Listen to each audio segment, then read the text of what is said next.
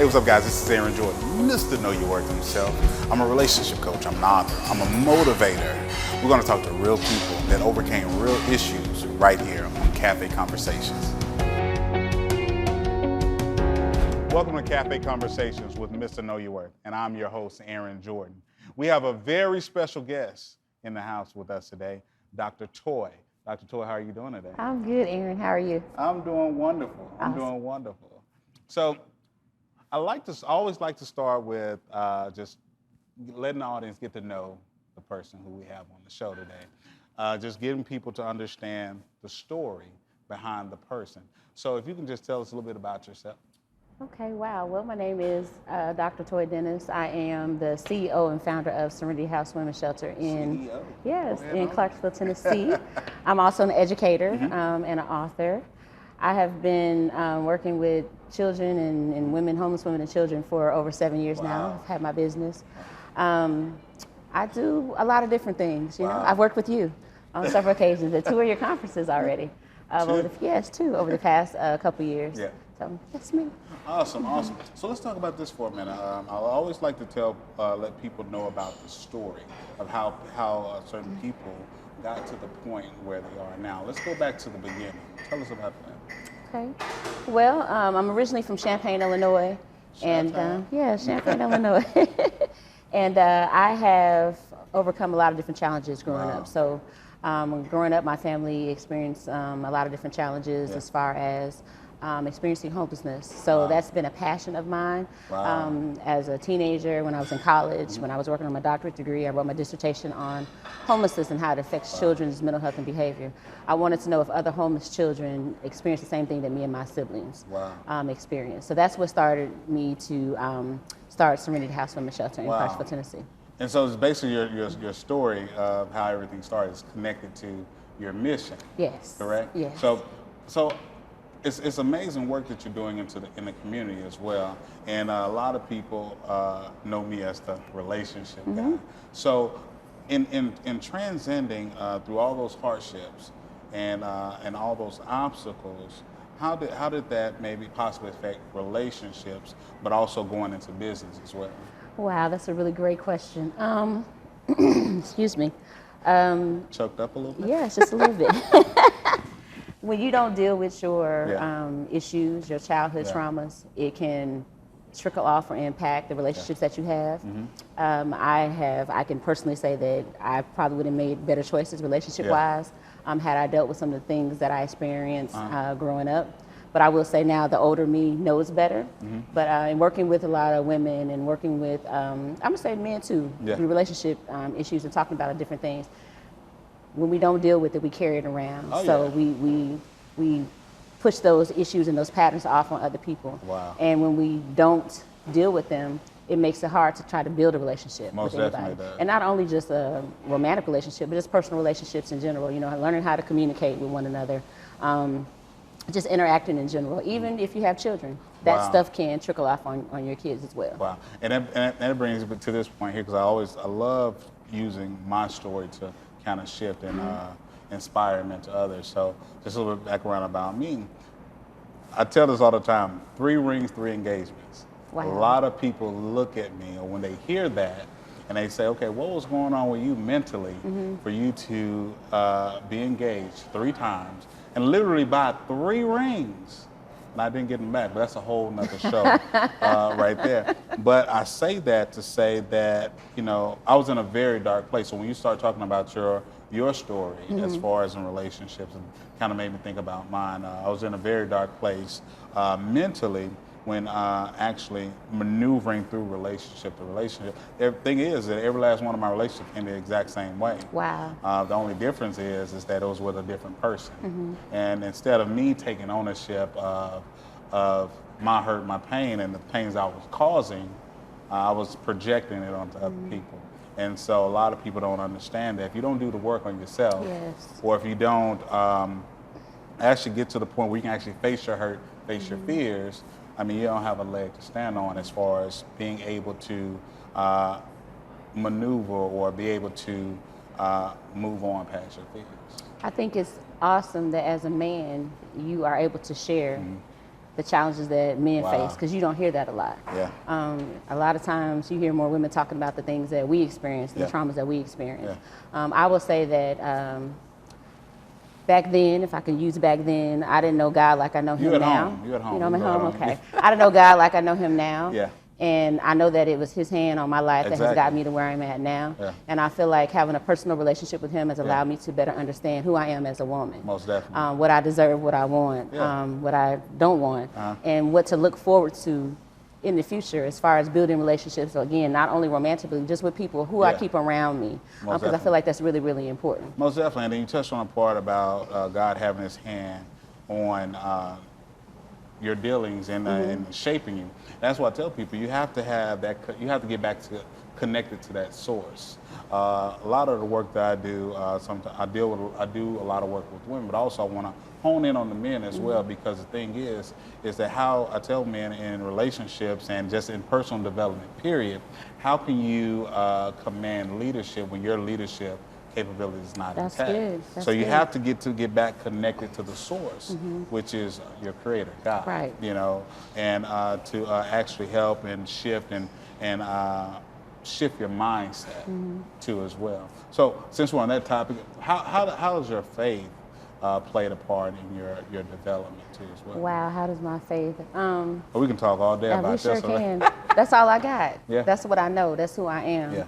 No matter where I go, no matter what I'm doing, I talk about God because Wow. he's who keep me. You know, he's the reason why I'm here. Yeah. And when I didn't have nobody, I know that I had him. Yeah. And I know that when I was in the storm and going through my trials and tribulations, Man. I had nobody but him. So it's important for me to acknowledge him in everything that I do. Yeah. It's important for me that any relationship that I get in, that the man that I'm with is a man of God, that he knows God. We don't have a problem with, being submissive and those different kind of things, as long as we know that we're being led. Okay. Yeah, and most that definitely. he's being led by God. But, he's my everything. I mean, he's just, it's him. Most I know definitely. that, he's my source. He's my resources. Yeah. I've done a lot of great things, but I know it's nobody but God that has put me in these places. He put me here, sitting here talking with you. This is a Man, blessing. well, shucks, I don't take it for blessing. granted. So. And that's the thing that people don't understand. A lot of things in life and how we move and how we maneuver is more spiritual than it is physical. Because the thing, especially in relationships, when you're thinking about connecting and emotions and things of that nature, it's more spiritual than it is physical. Oftentimes I tell people that reason why it's more spiritual than it is physical is you're dealing with a lot of emotions. Yes. You're dealing with a person's psyche. You're dealing with a person's emotional well-being in that sense too as well. So oftentimes, I mean, when we think about it, like I said, I always like talking about myself. Not being from a literal standpoint, but from a teaching standpoint. It was a lot of times where I was that prodigal son. I was running from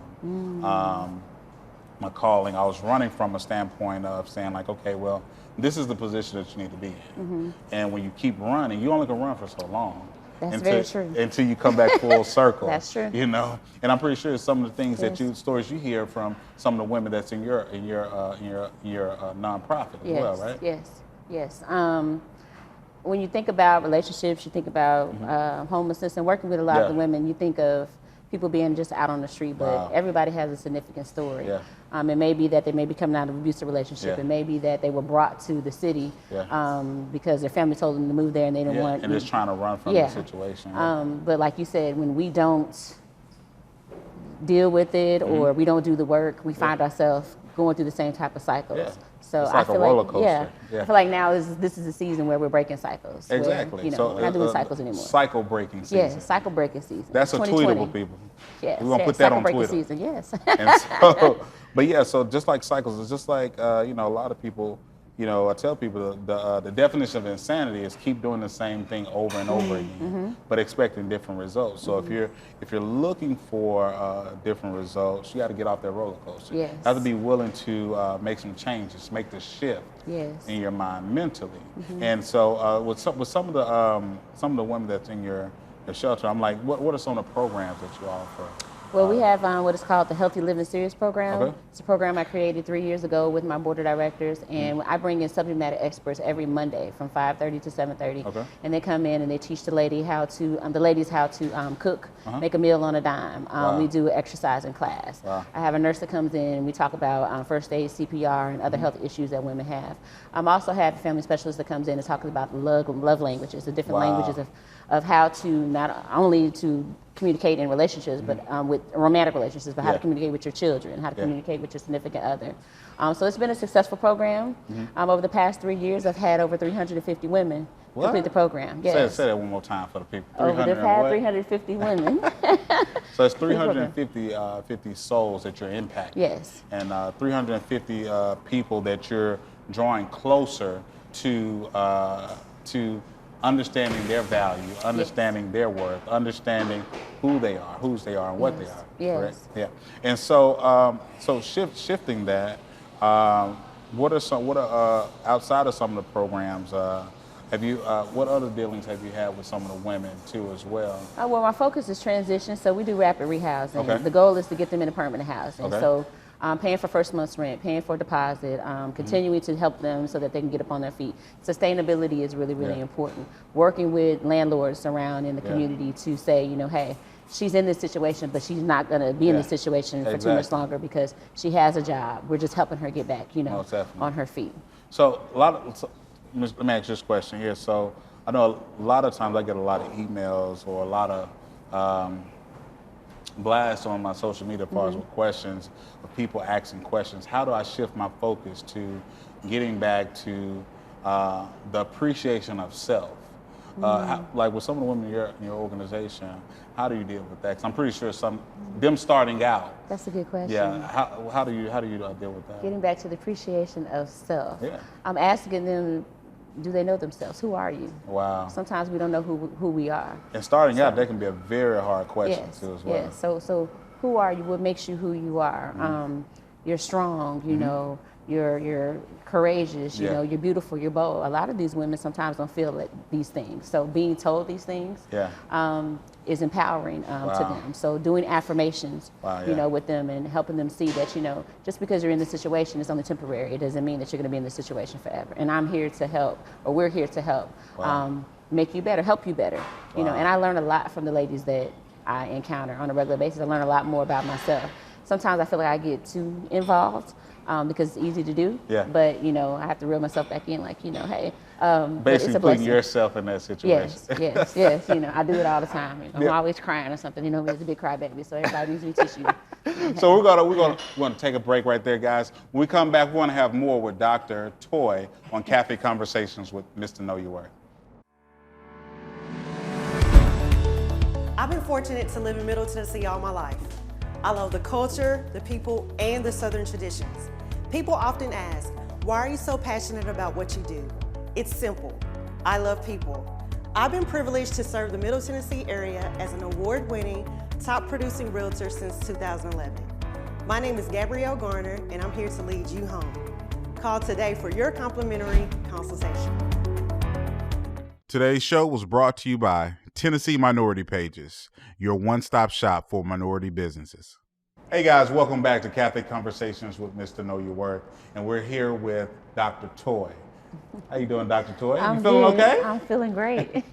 Before the break, we was actually talking about some amazing things, some amazing key points, and transitioning in just not only in personal development, but in relationships and helping people transcend through their own issues too as well. So just want to pick back up where we left off. In the women that were in your organization that you mentor, you coach, that you have a huge impact on their life. Just with some of the things that take place in their life, like with you and yourself, how do you guys transcend through that? Because when you get someone that's like really ready to give up, because I'm pretty sure when they first come in, they're defeated, they're at their lowest point. So how do you guys transcend through that? I always like the ladies to try to dig deep. Okay. There's things that sometimes we as women that we don't address. again, you got to go back to your childhood issues. You got to go back to the baggage that we carry. Wow. So I try to get them to dig deep, talk about the things that they don't normally talk about or that they don't share. Let them know that it's a confident place, that what they share with me, you know, is confidential. Once we start digging deep, so many different things tend to come up. And once they start dealing with those different things, then it makes things a little bit better because they're able to address it. So being molested as a child, being raped, being told that they're not beautiful, or not having a father in the home, maybe being a mother at an early age, you know, not having a role model, somebody to show them how a woman should be and things, how to deal with things as they're growing up, so that, you know, I guess you could say having a good role model, somebody that has an example. And a lot of times, a lot of the women that I encounter, they don't have those things. Wow. A lot of it's daddy issues. Wow. You said something really, really is important. I think that translates to everybody, both men and women, unknowingly about the baggage that we carry. Yes. You know, so when I was, if you didn't know, I battled depression. Okay. And so I was in a very dark place. And so going through that whole transition, I was dealing with some things subconscious that I didn't even know that I had issues with. And so looking back on that and being able to really hone in and dig deep on the baggage that I unknowingly carried, you know, it put me in a mindset of wanting to give up. You know, because when we get to the point of where we're dealing with so many things and we don't have people that we can actually go to and talk to, like your organization provide, we get to a point where we're feeling defeated. We get into a point where we're wanting to end life. You know, and me personally, I was at that point too, a little bit over 10 years ago, and so, but it was just one of those things where, you know, I had to really get back connected to my source, and that was my creator, was God. And so, with some of the women in your organization too, as well, how are the faith level when they come in? Well, Serenity House is not a faith-based organization, and I kind of did that on purpose. I feel like you need to meet people where they are. Exactly. So when you force God on people, sometimes they tend to stray away. But when you have God in you and you're walking with Christ, people can see that, they can feel it. It can exude from you. Yeah. So they will want to know a little bit more about who you're talking to, who you're praying about, what you're doing. So a lot of times I meet women who don't have a faith base. They don't have anybody they look to, but I may ask, you know, well, have you prayed? You know, I may put out a scripture, or, you know, talk to them about the Bible a little bit, but I don't push anything on anybody. Everything that I do is, you know, God is the foundation of it. But again, I think meeting people where they are is really important. You know, I had one lady who came to me who was very, very spiritual, and she thought that maybe because of her spirituality, she said that she went to see some psychologists, and she was even put in the, you know, in the mental hospital, and they told her that spiritual-wise, the spiritual things that she was doing, they didn't understand it. But when she came and talked to me, I understood. You understood everything right everything. there. She said, I don't scare you. I said, no, ma'am, because I'm a believer. So no, you don't scare me.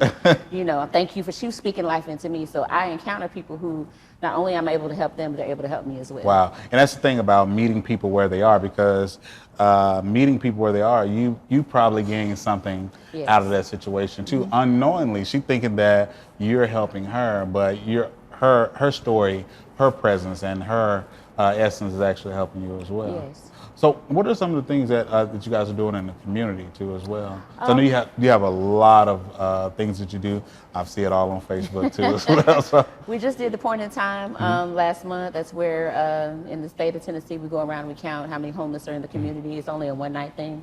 I honestly think that it should be more than a one-night thing, because you're not going to get a significant number or the right number of how many people are homeless in the community. But we did that last month.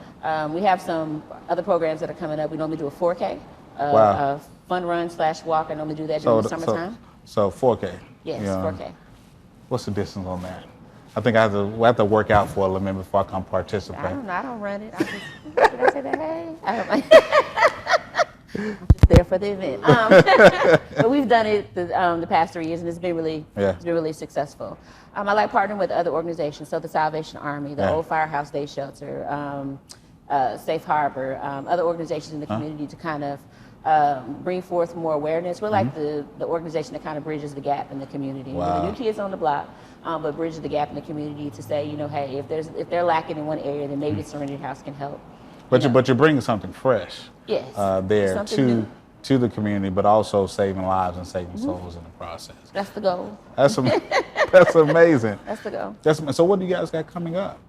Currently, right now, we're going through some transition. Okay. So once we figure out where we're going with our transition, next quarter we'll be working on again. I said 4K, it's 5K.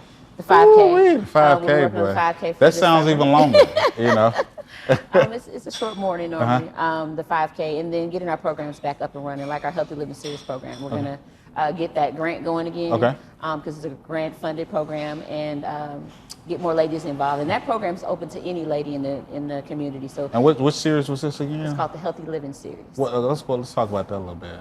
What does that involve? So again, it's the Healthy Living Series where each Monday for 5 weeks, a 5-week program where the women come in, and I have subject matter experts come in and teach on different subjects, food, building relationships, personal health, exercise, and then we do being safe. Wow. And we offer free childcare on site. And then when the ladies are there with us, each Monday that they attend, they get a $25 gift card. So can I get this $25 gift card? It's only for women. So they get a $25 gift card to a local grocery store. So Walmart, Kroger's, Publix, Aldi's, whichever grocery store I choose to go to get the card for that week. So, yeah. Awesome. So I thought about one more question. And me, I'm the relationship guy, so I go deep. So, and like I said, I like to use my story to kind of bring things out. Has there ever been a moment where you felt like giving up, and you felt like throwing in the towel? You felt like that you want to just call it quits? Yes. What made you keep going? God has a way of bringing awareness or opening your eyes to things. Sometimes, even in this business, I feel like I'm not doing enough. Wow. But there's either somebody placed in front of me, or I'm around people, or I get a small message or something to say, hey, you're making a difference. Because, again, when you're not aware, when we don't deal with our own issues, and I know that I'm as we say, a work in progress. I'm a work in progress. We all are. When we don't deal with our own issues, and you're trying to help people, you got to know how to deal with your stuff, as well. So I would say when I was in college, I was in that type of place, and I had people around me that said, hey, you don't have to give up. You're not here by yourself. You're here. You're trying to do good things. Coming from a family where I'm the first to go to college and be successful, to be where I'm at today, hasn't been easy. But sometimes there's a lot of pressure, though. Yes, it is. And I think that's the thing, the pressure to, I don't want to use the word perform, but to be successful, to succeed. People put you up on a pedestal, not really knowing that you have challenges and issues too, that you go through stuff. So I have to remind my family that sometimes. And not understanding that you're dealing with obstacles too. Yes. You're trying to, I wouldn't say face, but while you're helping others, you're trying to get through your own obstacles and issues too as well. Do it all the time. Can be having a bad day or have something going on and walk around, with a smile on my face, because that's my purpose. That's my calling, to help other people. But again, you have to deal with yourself. It's hard to help others when you don't deal with your issues. So lots of prayer. I believe in praying. A lot of on the knees praying, right? Yes. Talking to God, saying, hey, you haven't failed me yet. I know you'll get me through it. I say it a lot, My daughter always tells me, you walk around, you're always saying, thank you, Jesus. I said, because it just comes out naturally. I have to. Most definitely. For the small things, so. And that's the thing with me, because when I was going through those moments in life, or those moments where I was wanting to give up, and it actually happened to me when I was in college. Well, I go through some of those moments now, but it's to the point where we understand and we know that, get to the point of understanding and knowing, like, who our source is, who's our source to actually give us the strength to move forward, to move on, and things of that nature. And so getting to the point of understanding that, I think that's what really saved my life, and understanding that it's a bigger cause than me. Yes. It's a bigger cause than myself. because I tell people all the time, I don't care if it's one person in the audience or if it's one person they're listening to my radio show, podcast, or a person that's in a conference. One person is in a, if I'm impacting that person, if I'm touching that person's life, I think I've done my job. Yes. You know? I'm always mindful of what I say, what I'm doing, because people are watching, and I want to be a good example. I want people to know the God that I know. I want people to feel the God, you know, that I feel. So it's really important for me to be kind, to be mindful, to be gentle when dealing and working with people, because I want the same kind of love and kindness back. You know, everybody's not going to look like you. Everybody's not going to have everything that you have, but, you know, you love people for who they are. So no matter who it is, no matter who I'm talking to, I treat them the same. It doesn't matter what level you're on. You could be the janitor to, you know, the president. I mean, it doesn't matter who they are. I feel like everybody should be treated the same. Wow. So that's really and just important. pretty much meeting that person where they are. Awesome. And this brings me back to this one point. We do a segment here on the show called Ask Mr. Know Your Worth. Okay. So where we chime in and we connect with our social media audience too as well. And so we're going to answer a question on air. Okay. I think we had one come in. And now this is for both Dr. Toi and myself. It's how working through your trauma in relationships, how do you move forward when you're feeling defeated? Oh man, that's a good Thank you for that question too. Yeah, good question, great question. Wow, how do you so when you're feeling defeated, that's a good question. How do you, I'll let you go for, how do you feel that you can move forward? And that's pretty, I think in a relationship, the person that you're with needs to know you and understand you. So whatever trauma you have going on, he'll know, you know, you should be able to feel comfortable to share that. But you also have to be mindful of that it may be some trauma from the past, so you can't bring that trauma into the new relationship, the current relationship, because that can ruin things. But if you have somebody who understands you and loves you for who you are, they're willing to work through those things with you, is when we take that baggage with us and we don't allow that person to understand us, or that person doesn't understand, you know, where you're coming from and what you've experienced, that causes more problems. Most definitely. And also it deals with, like, when you have two people that are broken. When you have two people that are broken trying to come together to make something that's complete. You know, I think that's where, because essentially at the end of the day, you have to have two people in the ring fighting. You can't be the only one in the ring fighting to try to make something whole. You have to have someone that's going to actually reciprocate what you're giving off. You know what I'm saying? Being able to add value to the relationship. So lots of communication. Communication is the key in any relationship. Effective. Yes, effective communication. So we ain't just talking just to be talking. We're talking to get somewhere and to resolve the issue. And a lot of times we don't know how to do that because we don't spend time with one another. But when you have a partner that you can pray with, somebody that understands the God that you serve, you about to make me do my church dance. I mean, you know, that's really important. So, you know, being able to pray with the person that you're with, being able to read the Bible and just understand one another, you know, will make the relationship whole lot stronger. Well, Dr. Toi, I appreciate you coming by here on Cafe Conversations to have a conversation with us.